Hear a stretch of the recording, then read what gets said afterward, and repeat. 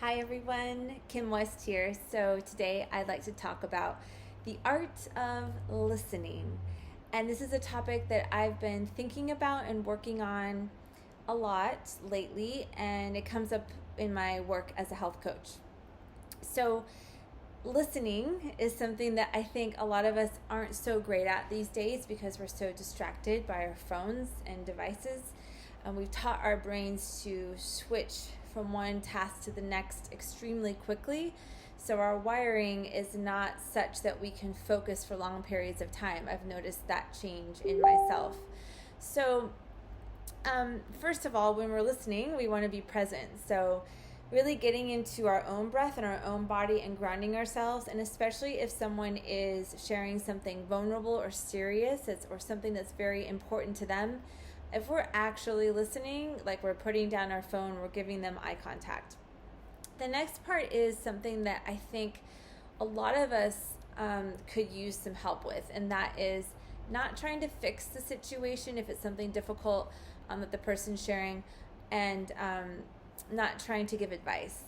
So I think what we don't realize is that our body self-heals when we share a problem or when we vent or express ourselves. So if you think of like a little kid who like falls and gets hurt and he like throws a huge tantrum and he's like, oh my god, like he's so upset, and then like he sees something like shiny object and then he's like, oh, like he's over it. And so that process of him expressing the fear or the hurt or whatever what happened to him, that's part of his healing process. So when we experience something that jolts us, there's energy, right? And energy in motion is emotion. So anytime something happens, whether it's an emotional thing, a physical thing, there's energy. And so we have to deal with it. And if we don't, it gets stuck in our body and creates problems or stagnancy. So that expression of processing is really, really important to healing. And when we listen to friends and we're really listening, we are just simply holding space for them to self-heal.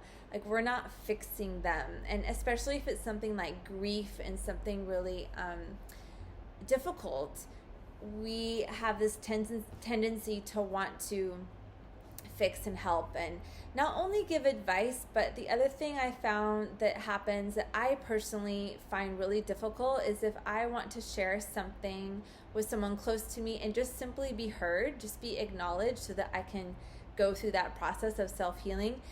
And they say to me, oh, I totally know what you mean. I've been through the same thing. And then and they tell me their story. And then it's like about them. And I'm like, oh, I get that you're trying to help and your intentions are good, but that's actually not helping me. I just want to be heard and acknowledged for where I'm at. I'm my own person with my own feelings, and we don't actually know what someone else is feeling because we're not them and we're not living in their body and we didn't have their life experiences. We don't have their lens that they see the world through. So the next time that someone is sharing something with you that's important, see if you can just hold space and listen without judgment and without trying to fix them or give them advice, but simply acknowledge, wow, thanks for sharing that. Must be difficult, something like that. If they're wanting to talk more about it, something else we can say is, oh, so am I hearing you right when you say, and you kind of repeat what they said. And that is a really great way for someone to feel like seen and acknowledged. And a lot of us, when we express ourselves, we feel better after we talk about it, right? A lot of the healing is done then. So that's just my thoughts for the day on listening. I'd love to hear your thoughts and this experience of listening. Thanks for watching, guys.